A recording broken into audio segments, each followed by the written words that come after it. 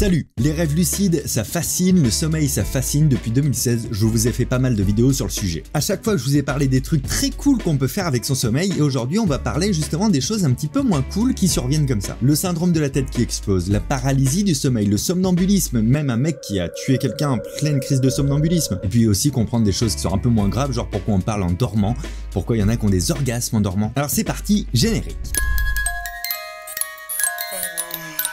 Vous le voyez, je suis pas dans mon décor habituel, là je suis dans les anciens bureaux où je fais les lives habituellement. C'est simplement parce que Loïc a été testé positif au Covid. Et Denis aussi. Heureusement on était en télétravail donc nous on n'était pas là et il reste plus grand monde au bureau. Pour tout vous dire, je sais même pas qui dans l'équipe va monter la vidéo. Ça se trouve c'est moi. Nope. Reprenons depuis le début. Salut, les rêves lucides ça fascine, le sommeil ça fascine. Depuis 2016, je vous ai fait pas mal de vidéos sur le sujet.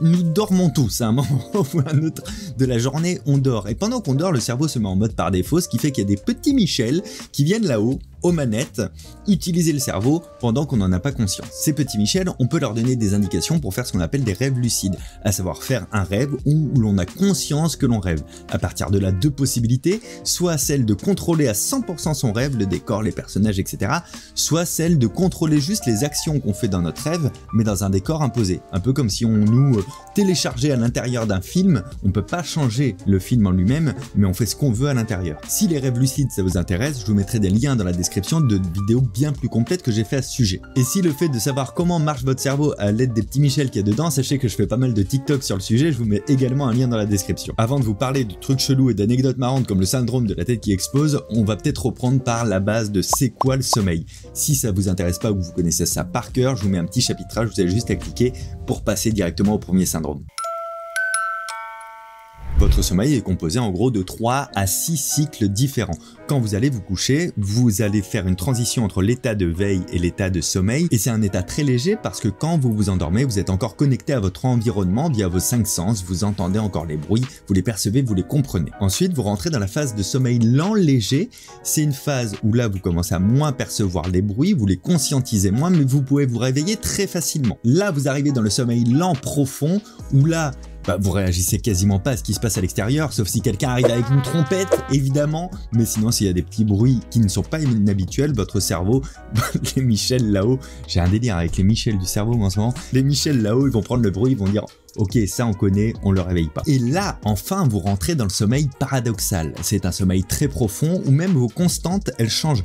La respiration change, les battements du cœur changent. Tout est au ralenti et en général c'est là où vous vous mettez à rêver. Et d'ailleurs la plupart du temps c'est parce qu'on se réveille en pleine phase de sommeil paradoxal qu'on se souvient encore de son rêve au réveil, avant qu'il soit évacué. Combien de temps ça dure un cycle de sommeil? Il y a pas vraiment de règle quoi. Il y a un consensus qui dit qu'en moyenne c'est 90 minutes. Et puisqu'on va aborder des trucs chelous qui sont pas très agréables qu'on vit pendant le sommeil, sachez qu'une personne sur 3 est atteinte de parasomnie, c'est-à-dire que le cycle du sommeil est perturbé par du stress, de l'anxiété, ce genre de choses. On commence avec quelque chose que 30% de la population a déjà vécu, c'est la paralysie du sommeil. Si vous l'avez pas vécu, vous pouvez pas vraiment comprendre ce que c'est tellement c'est bizarre à ressentir. Comme son nom l'indique, la paralysie du sommeil, c'est une vraie paralysie complète. Ça se passe pendant la phase d'endormissement ou durant la phase de réveil. À ce moment précis, tous vos muscles sont paralysés sauf le muscle des globes oculaires, donc vous pouvez bouger les yeux, et les muscles respiratoires. Donc à part respirer et bouger les yeux, vous pouvez rien faire, mais ce qui est terrible, c'est que vous êtes conscient de ça. Alors c'est un problème qui est pas très grave. Qu'est-ce qui se passe durant le sommeil paradoxal? Eh bien votre cerveau coupe l'accès à tous les muscles. Tous les muscles sont paralysés pour éviter que vous bougiez en fonction du rêve que vous êtes en train de faire. Si tu es en train de te battre, ça évite que tu sois en train de te battre par exemple. Et donc la paralysie du sommeil, c'est un défaut en fait dans le cerveau où à un moment précis, ta conscience se réveille avant qu'on réactive les muscles. Alors qu'en temps normal, les deux sont réactivés en même temps. Donc il y a un petit délai entre les deux. Et toi, pendant ce délai, tu te dis « Wow !» Qu'est-ce qui se passe? Mais comme si ça suffisait pas, il y a une step là-dessus, dans le côté un peu horrifique, c'est que parfois la paralysie est associée à des hallucinations auditives ou visuelles. On ressent du froid, on voit des ombres cheloues, on entend des craquements ou des bruits qui n'existent pas, limite on peut aussi voir des choses. Là, clairement tu te fais ton film d'horreur. Alors c'est bien Fabien d'identifier ça, mais comment on s'en sort? Eh bien en général quand on fait une paralysie du sommeil, on a tendance à paniquer mentalement, à respirer de plus en plus vite, à avoir le cœur qui s'emballe, parce que ça fait peur. Maintenant que vous connaissez ça, sachez sachez que ça dure quelques secondes et au pire quelques minutes. S'il y en a qui en ont fait, vous pouvez témoigner dans les commentaires de combien de temps ça vous a pris, comment vous vous en êtes sorti. Le truc qui est paradoxal, c'est que pour sortir d'une paralysie du sommeil, il faut au contraire rester très calme. Respirer lentement et là ça va débloquer l'ensemble encore plus rapidement que si on attendait que ça se passe naturellement. Paf, vous reprenez le contrôle. Alors dit comme ça, le syndrome de la tête qui explose, ça paraît être un truc très flippant et très grave.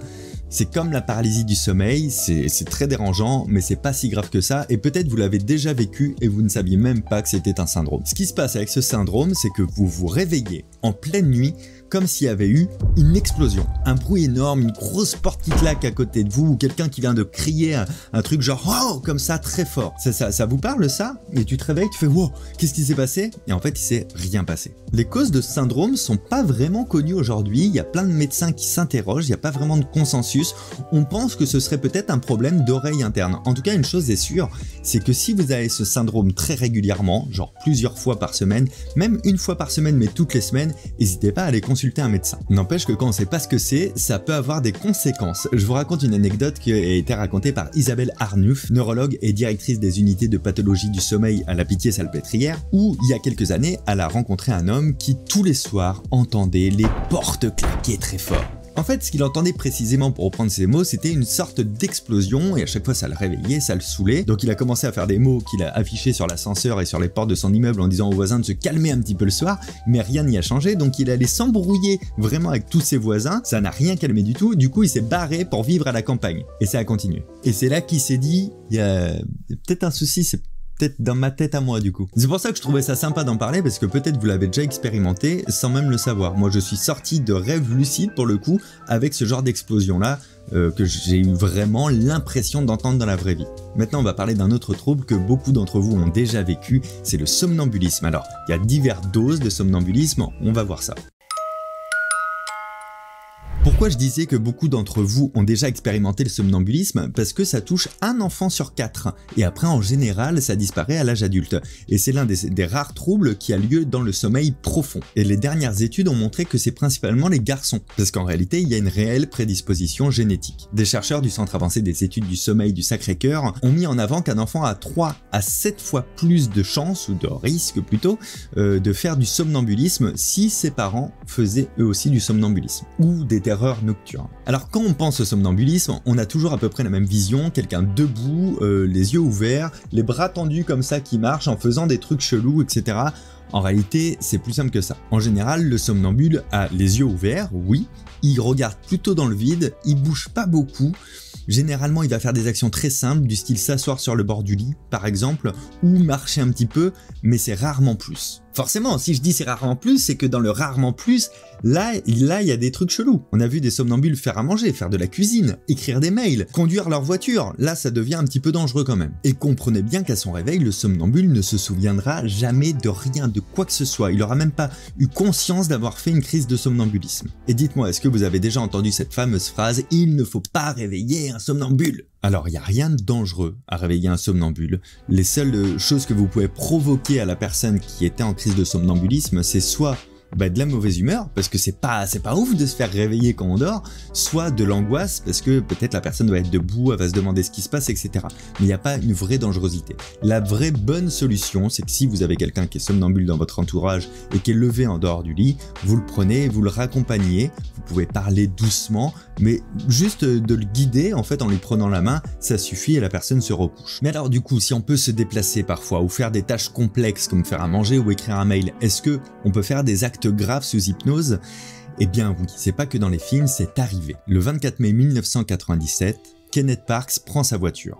Il roule pendant une vingtaine de kilomètres, gare la voiture et rentre dans la maison de ses beaux-parents pendant qu'ils dorment. De là, il va étrangler son beau-père et il va poignarder sa belle-mère qui va succomber à ses blessures. Et qu'est-ce qu'il a fait après? Il est remonté dans sa voiture, il est allé au poste de police le plus proche pour dire qu'il venait d'étrangler son beau-père et de poignarder sa belle-mère. Il y a une vraie question qui se pose en déontologie, puisqu'au moment de l'acte, il était en train de dormir en pleine crise de somnambulisme, donc sans aucune intention et sans aucune connaissance de ce qu'il faisait, et qui s'en souvient pas au réveil.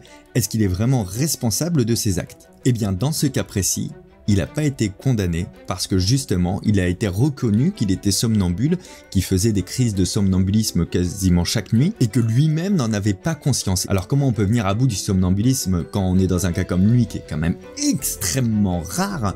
Eh bien l'hypnose thérapeutique est une bonne pratique par exemple. Si vous l'avez pas vu, j'ai fait une vidéo sur l'hypnose, si j'y pense je la mettrai dans la description, sinon mettez-la vous-même en description dans les commentaires. Et il y a eu un autre cas de meurtre sous hypnose, c'est le cas de Scott Falater. Il a assassiné sa femme en la poignardant dans un premier temps et ensuite en la noyant dans une piscine. Sa sœur, la sœur du meurtrier, a confirmé qu'il faisait de grosses crises de somnambulisme qui lui donnaient toujours un petit aspect démoniaque. Et pourtant, il n'a pas été acquitté, il a dû payer pour son crime. Pourquoi? Eh bien parce que les enquêteurs ont découvert qu'il avait caché les vêtements et l'arme du crime, qu'il avait nettoyé le sang sur ses propres vêtements et qu'il s'était changé, qu'il avait essayé d'effacer ses traces sur l'arme du crime. Ça fait énormément d'actions en fait, et surtout ces actions n'ont pas été faites dans la foulée. Donc ça veut dire que sa crise aurait dû durer des heures et des heures, ou alors par à-coup, et qu'il aurait repris sa crise pour revenir compléter des tâches complexes qu'il avait commencé. C'est pas quelque chose qu'on connaît dans le somnambulisme et ça montre qu'il y avait eu sûrement préméditation. En tout cas pour le procureur, Scott était bien conscient et d'après lui, il a utilisé comme excuse ce trouble-là du sommeil pour essayer de couvrir un peu son crime. Bon, on va revenir sur du plus fun, sur pourquoi on parle en dormant et on terminera sur pourquoi on a des orgasmes en dormant, qu'est-ce qui se passe ? Parler en dormant, on appelle ça la somniloquie. Peut-être que vous avez déjà parlé en dormant, peut-être que vous avez quelqu'un dans votre vie qui parle en dormant énormément, c'est toujours très drôle. Faut savoir qu'il y a 66% des personnes qui disent avoir déjà parlé en dormant, mais il n'y a que 6% de la population qui parle régulièrement lors de leur phase de sommeil. D'ailleurs, quand on dit que quelqu'un parle en dormant, c'est pas forcément tenir une conversation, ça peut être juste un mot ou quelques syllabes un peu inaudibles, c'est pas forcément parler beaucoup. Isabelle Arnulf, dont je vous parlais tout à l'heure, a mené une étude sur 232 patients atteints de somnambulisme et de troubles du sommeil pour essayer de mieux comprendre la somniloquie.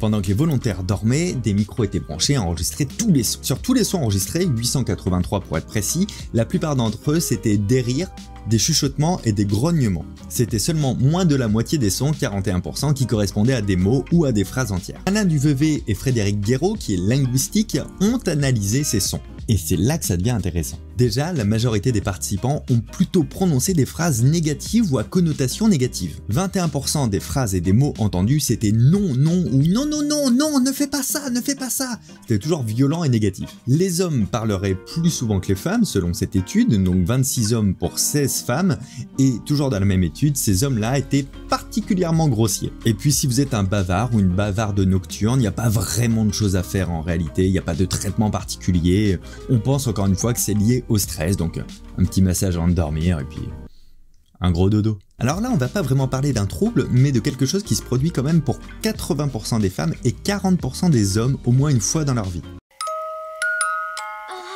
Beaucoup d'hommes ont déjà eu des érections associées à une sensation d'excitation au réveil en ayant conscience de pourquoi ils étaient excités et de quoi ils venaient de rêver.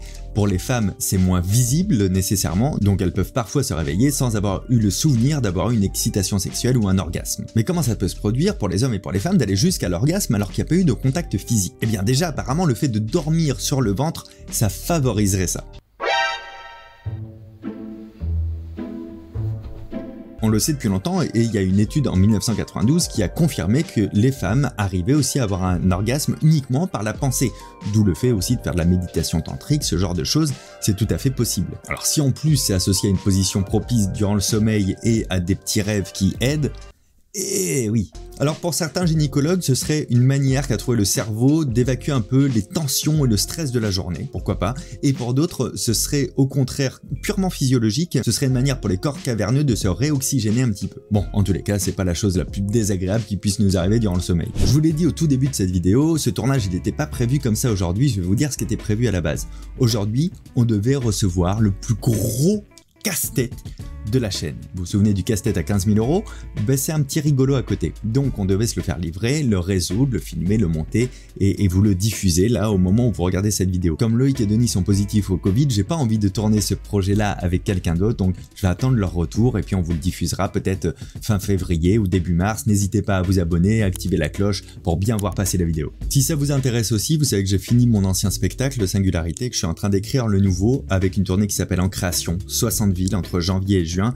Janvier c'est complet, février c'est complet aussi. Et il reste quelques villes, ce sont des petites salles. C'est pour ça que c'est très vite complet parce que c'est la phase de démarrage où j'écris, je teste, j'enlève des numéros, j'en remets. Donc c'est pour ça que c'est que dans les petites salles. Si vous voulez venir, je vous fais la liste vite fait, le lien est dans la description. Je serai à côté d'Annecy le 10 mars, à côté de Quimper le 18 mars, à côté de Colmar le 26 mars, près de Paris le 1er avril, à Strasbourg le 14 avril, à Troyes le 15 avril, à côté de Cannes le 27 mai, à Nantes le 1er juin, à côté de Tours le 2 juin, à Marseille le 17 juin, à Toulon le 18 juin, à Besançon le 30 juin. Et en temps normal, au moment où vous voyez cette vidéo, les billetteries ont ouvert pour les dernières villes, à savoir Genève, Palavas, Lille, Denain, Dunkerque, Fourmies et Lens. Je compte sur vous pour venir voir ce labo créatif, c'est très cool et au moins on a vraiment le temps de se voir à la fin des spectacles. Ici je vous mets deux autres vidéos, une sur le sommeil et une sur les rêves lucides. Moi je m'appelle toujours Fabien Olicard, tu peux t'abonner, tout ça. De toute manière, j'arrête de le dire, vous le faites ou pas, c'est vous qui voyez. Prenez soin de vous, à très bientôt, ciao.